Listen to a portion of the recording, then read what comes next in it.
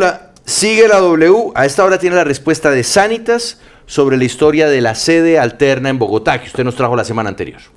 Sí, Juan Pablo, pues ya obtuvimos justamente esa respuesta y por ello quiero que veamos a esta hora en pantalla el comunicado que nos hace llegar la EPS Sanitas. Así que veamos ese primer comunicado en donde dicen, Juan Pablo, aclaraciones sobre la intervención de la EPS. Recuerde, Juan Pablo, que nosotros informamos y denunciamos acá que la EPS Sanitas habría cambiado de domicilio principal justamente para prepararse para esa llegada de la Superintendencia Nacional de Salud. Entonces, aquí, Juan Pablo, nos hacen la primera aclaración sobre el contrato de Cruz Verde. Aseguran que el contrato corresponde a una negociación que se hizo en el año 2012, en la cual una de las empresas del grupo de esta época, Farmasanitas,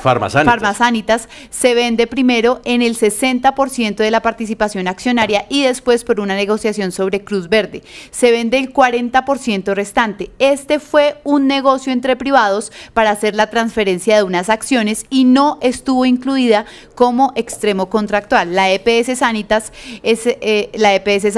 Ese contrato tiene una cláusula de confidencialidad que nos impide compartirlo, pero podemos afirmar que no existe ninguna cláusula que sugiera que se fijen tarifas por fuera de los precios del mercado, lo mismo que no existe ninguna cláusula que desconozca normas del ordenamiento jurídico colombiano. Aquí se hacen referencia, Juan Pablo, a una información que también dimos acá, y es que al parecer existiría un contrato confidencial en donde ellos se harían una repartición por la gestión farmacéutica entre Cruz Verde y Keralty.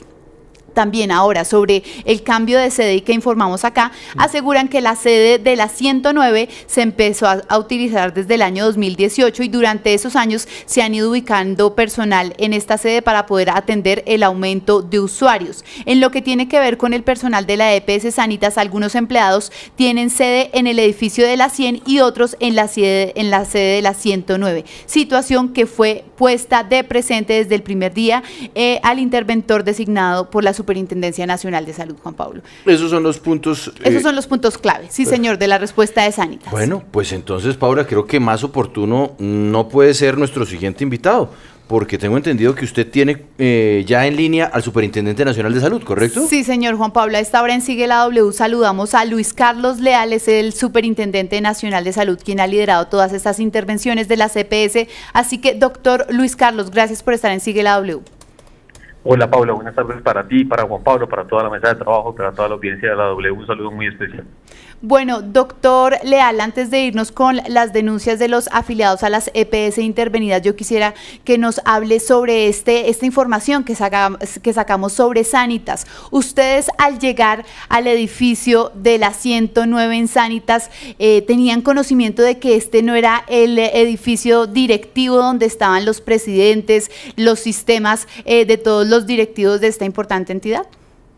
Pues Paula, nosotros nos basamos en la información que se registra en Cámara de Comercio, en la cual registran y detienen los cambios, digamos, hechos de manera oportuna o a tiempo para poder verificar nosotros que la sede administrativa que se encontraba registrada legalmente y oficialmente correspondía a la sede de la autopista con 109. Por esa razón acudimos a esa sede principal. Uno parte del principio de buena fe de cada una de las entidades que hacen parte de un sistema de salud, y por eso con esa información oficial expedida por la Cámara de Comercio, donde además se certifica quiénes son los representantes legales, tanto titulares como suplentes, que son los instrumentos que tomamos desde la superintendencia para poder hacer una toma de posesión de una EPS como se hizo ese día con Sanitas, pues partimos de esa veracidad y de ese buen trato, digamos, de los datos y de los manejos administrativos de cada EPS.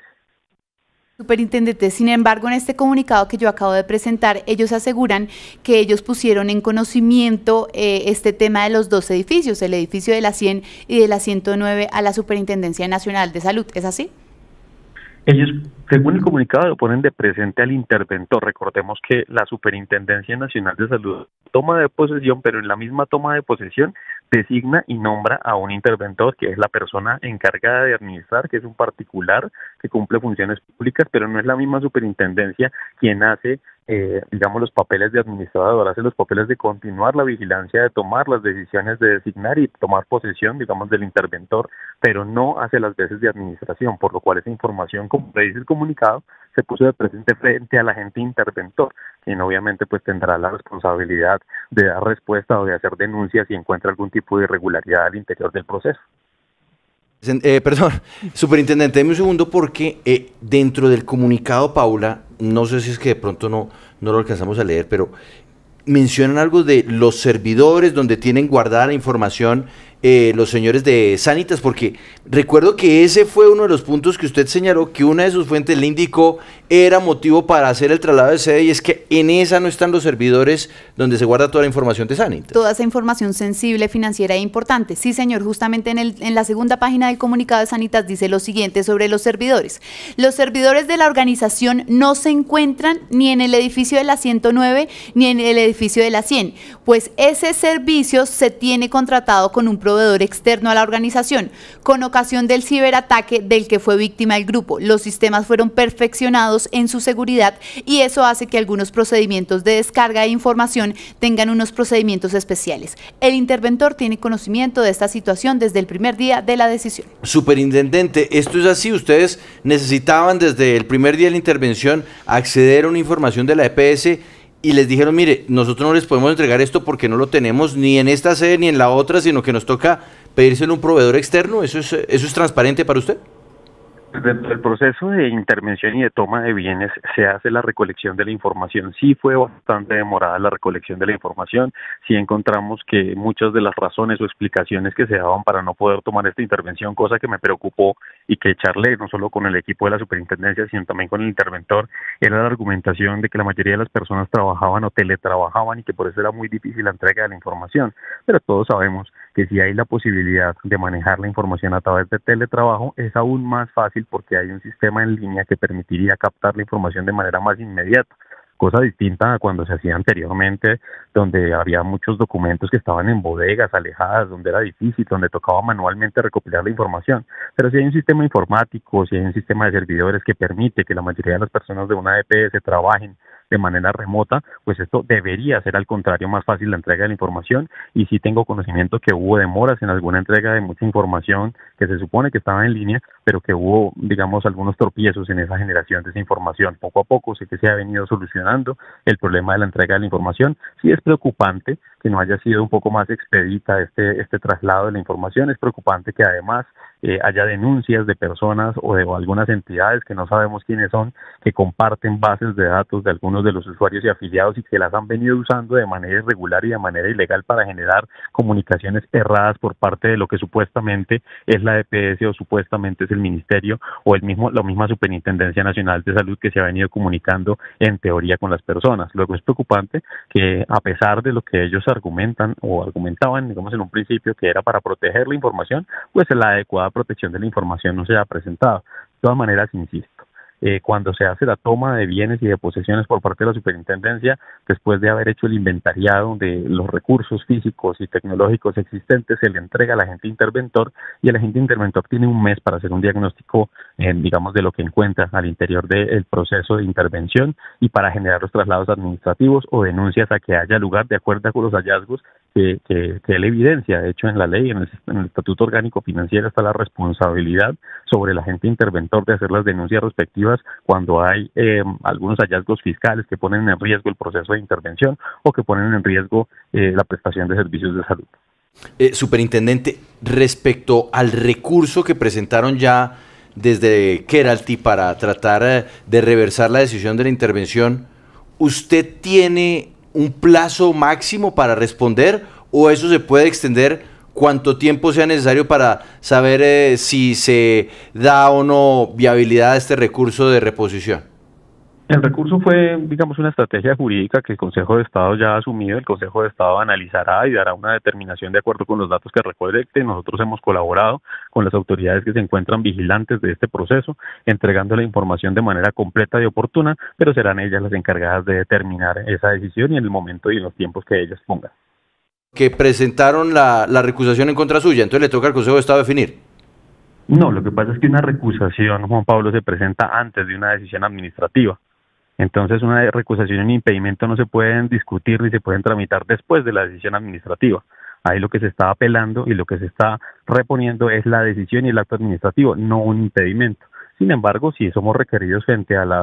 a las acusaciones de que yo tenía un impedimento en algún proceso, pues obviamente esas respuestas las estamos dando de manera oportuna, porque si yo hubiese tenido algún impedimento o si hubiese sido recusado por alguna entidad antes de generar el acto administrativo, pues se hubiese hecho público y en esos momentos hubiésemos contestado en los tiempos administrativos que son antes de la decisión. Una recusación de impedimento después de una decisión no es lugar a recusación de impedimento, sino a una decisión sobre el fallo como tal o sobre el acto administrativo, que es lo que está diciendo el Consejo de Estado. Superintendente, ese día que sacamos la información sobre el cambio de dirección de dirección principal de Sanitas, nos preguntábamos qué oculta Sanitas, y una de las informaciones de fuentes, incluso de funcionarios de la propia EPS, nos decían que hay un contrato entre Cruz Verde y Keralty para beneficiarse de la gestión farmacéutica, entre otras cosas. ¿Usted ya está investigando eso? ¿Qué tiene usted en la lupa para saber qué oculta Sanitas? Pues efectivamente hay varios temas que nos llaman la atención, incluyendo el mismo tema que saca a la luz el comunicado frente a los acuerdos de confidencialidad de algunos contratos. No es justo que con recursos públicos que deberían estar destinados a la protección de la salud y de la vida de las personas haya temas de seguridad de la información que no permita que se transparenten las transacciones que se hacen en salud y más en materia de tecnologías en salud y de medicamentos. Luego es necesario que se conozca a profundidad cuáles fueron esas relaciones contractuales, que se permita entender qué es lo que ha venido ocurriendo en materia de contratación al interior de Sanitas, cuáles fueron las razones reales para ese traslado administrativo o cuál es ese ruido que se está generando frente a la información que entregó la organización en el momento de la intervención a la gente interventoria, a la superintendencia, corresponde o no con la verdad o con la totalidad de la información. Por lo tanto, hemos venido generando estrategias, digamos, conjuntas de trabajo, donde no solo tiene cabida y no solo tiene responsabilidad la superintendencia, sino que además tienen responsabilidades otras superintendencias, como son la de Industria y Comercio y la de Sociedades, y que nos permitan entender realmente cuál es este tipo de vínculos que existen, indagar a profundidad de acuerdo con las competencias de cada una de las superintendencias, cuáles pueden ser las estrategias adecuadas para obtener la verdad dentro de todo el proceso, que es lo que el país merece y es lo que necesitamos nosotros también entender muy bien como entes encargados de la vigilancia y de la inspección del sistema. Superintendente, estaremos muy pendientes de esta intervención de la EPS Sanitas, pero aprovecho que lo tengo aquí en línea para también preguntarle sobre esas denuncias que sacamos la semana pasada sobre los engaños a los que están siendo sometidos los usuarios de las EPS que hoy están siendo intervenidas, y rápidamente le pongo uno de esos audios que nos enviaron los afiliados. Pongamos el audio en donde una persona se hace pasar por un asesor del Ministerio de Salud. Señora Magdalena, me estoy comunicando con usted básicamente para brindarle la oportunidad de realizar el traslado a una EPS que sea óptima en los servicios, ya que Compensar pues presentó una carta de liquidación voluntaria a la Superintendencia de Salud, la cual ya fue aprobada. Todo esto es antes de que pues sean trasladados aleatoriamente sin ningún tipo de consentimiento. ¿Puede indicar en qué EPS estaría interesada? En Sura, igual que mi esposo. Oye, tengo una duda. Qué pena. Digamos, nosotros venimos con el plan complementario y precisamente el día de hoy yo pagué ese plan complementario. O sea, ¿esa plata se pierde o cómo es eso? Es que como le indicaba a su esposo, yo no tengo mucha información ya con respecto, digamos, al tema del plan complementario y demás, porque ya es información más interna de cada EPS. Discúlpame, qué pena que lo interrumpa. ¿Usted nos llama desde Compensar o desde dónde nos está llamando? No, señora, somos asesores externos del Ministerio de Salud. A raíz de todo lo que está pasando con Compensar, nos habilitaron los usuarios para brindarle la oportunidad de alguna de estas 4 EPS que le ofrecí anteriormente. Pues superintendente, es que muy grave. Este es solo increíble porque además el Ministerio de Salud no se pone a eso. Sí, señor, no se pone a eso, y además, incluso una de las denuncias que sacamos acá es que ya una usuaria la habían cambiado de EPS sin siquiera su autorización. Así que, ¿cuál es el llamado, superintendente, que hace usted hoy aquí en Sigue la W? ¿Es normal que lo estén llamando a uno para pasarse a otra EPS con el argumento de que la EPS de uno, como está intervenida, va a ser liquidada pronto?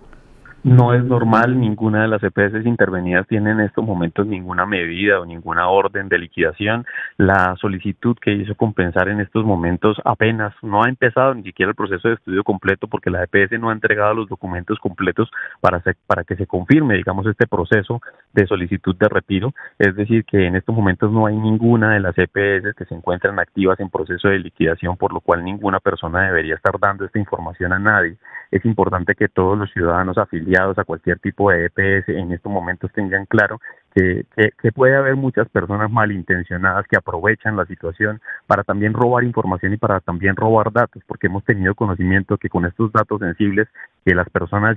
digamos, en un momento de desinformación pueden compartir con agentes telefónicos que no están autorizados y que en estos momentos no es legal ni que el Ministerio de Salud, ni que la Superintendencia, ni que ninguna EPS esté llamando a pedirle a los usuarios que se trasladen o que se cambien a ningún tipo de EPS, pues tengan mucho cuidado, muchas alertas, digamos, prendidas, que todas las personas en sus núcleos familiares sepan que no hay ninguna EPS en liquidación, que nadie debe estar llamando a pedir algún tipo de documento o algún tipo de información que puede ser sensible y que puede ser usada para generar algún tipo de robo, inclusive que ya hemos tenido algunas denuncias y que nosotros estamos trabajando también para desarticular esa serie de estrategias que se han venido presentando, abusando del proceso coyuntural que se está viviendo al interior del sistema de salud. Así que todas las personas a que sean muy cuidadosas y muy cautelosas cuando generan estas comunicaciones de supuestos agentes del Ministerio de Salud o de la Superintendencia. En estos momentos no hay nadie de la Superintendencia o del Ministerio o de ninguna EPS que deba estar llamando a las personas a hacerles cambiar o a pedirles datos sensibles frente al sistema de salud y frente a sus datos personales.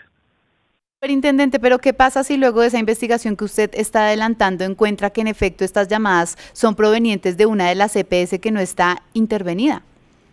Pues eso es muy grave porque estarían abusando del uso de la información o abusando de las bases de datos que no se deberían estar usando para ese tipo de ayudas. Suficiente trabajo existe al interior de las EPS con la necesidad que tienen las personas de ser atendidas y que lamentablemente no es atendida de manera oportuna, como para enterarnos si una EPS está aprovechando esa posición, digamos, de ventaja, generando pánico y generando desinformación y además traslados ilegales o ilegítimos al interior del sistema de salud.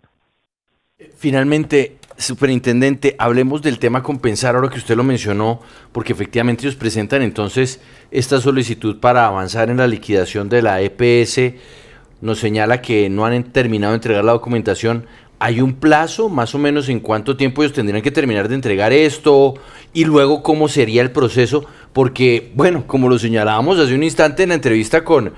Alfredo Mondragón, en este diálogo, hay personas que están expectantes de en qué momento le dan el sí a esa EPS para que se liquide y bueno, pues con todo lo que esto implicará. No, Juan Pablo, hay un tema que las personas tienen que tener, digamos, muy claro.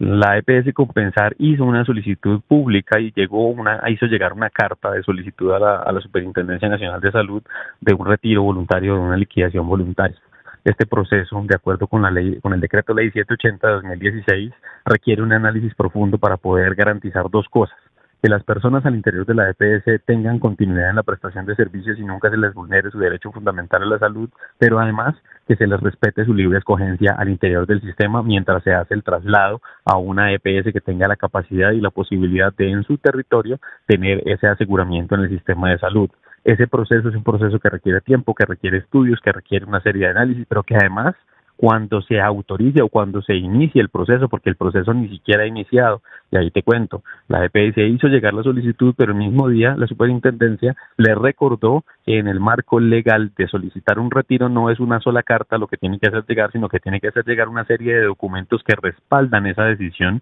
y que además sustentan parte del estudio que va a hacer la Superintendencia para aceptar o negar el proceso de retiro de la EPS del sistema. Entonces, hasta el momento no se ha iniciado ni siquiera el estudio porque la EPS no ha hecho llegar los documentos que la misma Superintendencia, el mismo día que se solicitó el retiro, solicitó a la EPS y que lamentablemente pues al día de hoy no ha hecho llegar. Entonces, de momento el proceso no ha iniciado ni siquiera en su estudio. Una vez concluya el proceso de estudio y haya una decisión, hay un tiempo de 4 meses para poder informar adecuadamente a todas las personas, a todos los proveedores, a todos los trabajadores, a todos los usuarios del sistema, que se va a iniciar ese proceso y cómo se va a organizar ese proceso. Luego no es un proceso, digamos, de retiro, de que si la Superintendencia dice hoy sí, entonces a las 3 de la tarde ya todos los pacientes tienen que tener un nuevo régimen. No, es un proceso que, vuelvo e insisto, dentro de todo el momento tiene que garantizar que en ningún momento el derecho a la salud de las personas se vaya a vulnerar, que haya continuidad en la atención, en la prestación de servicios y sobre todo también que se respete la libre escogencia de las personas al interior del sistema de salud. Luego, cuando eso sucede, pues se hará la comunicación respectiva, el proceso educativo adecuado el proceso, digamos, de acompañamiento de la superintendencia para que se respeten los derechos de las personas, pero a la fecha no ha iniciado formalmente ese proceso de estudio por parte de la superintendencia, porque Compensar no ha concluido la entrega de los documentos necesarios por ley para que esta solicitud formal se concrete. Luis Carlos Leal, Superintendente Nacional de Salud, gracias por estar en Sigue la W. A ustedes muchísimas gracias, un saludo muy especial nuevamente a todas y a todos y una feliz tarde. Hacemos una pausa en Sigue la W.